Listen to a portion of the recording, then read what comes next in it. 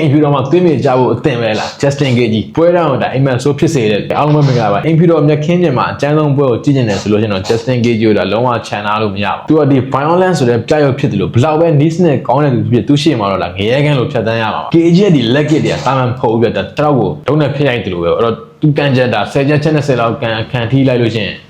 မတက်ရဖို့ဆိုတာတော့မဖြစ်နိုင်တော့ဘူးဗျာ Gage က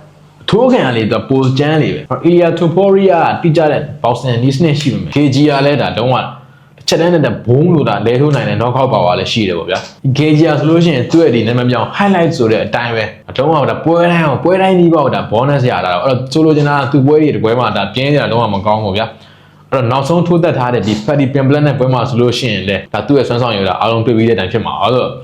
ဒီ Paddy Pimblett လို့လာတော့ကဒါ high ဖြစ်နေတဲ့လုံးဝဒါတက်လူ fighter ဗျာ။တက်လူ fighter တယောက်ဒါဒီ KG ကဒါဘလို့ဒီပြင်းခွဲပြောက်သွားလဲဆိုတော့ကျွန်တော်အဲ့ဒီ Paddy နဲ့ဒီ KG ပွဲကြည့်လို့ရှိရင်ဒါသိမှာပဲအဲ့တော့ Justin Gage ကဒါဒီတက်ရွယ်ရလာတဲ့အပိုင်းဖြစ်မယ်ဆွမ်းဆောင်ရည်မကြသေးဘူးလို့ပြောလို့ရတယ်ဗျာပြီးတော့ဒီ Gage ကဒီ lightweight တန်155ပေါင်တန်းမှာဒါရိုးချင်းနေတဲ့သူပေါ့နော်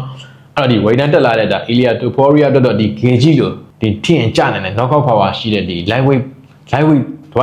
သမားရဲ့ဒီ power လို့ဒီအစ်စ်ကိုဒါကြီးရမှာပါခေါ Gage ကဒါဒီလိုတော့ရိုးရှင်းပါတယ်သူကဒီ leg kick တွေသူကန်မယ်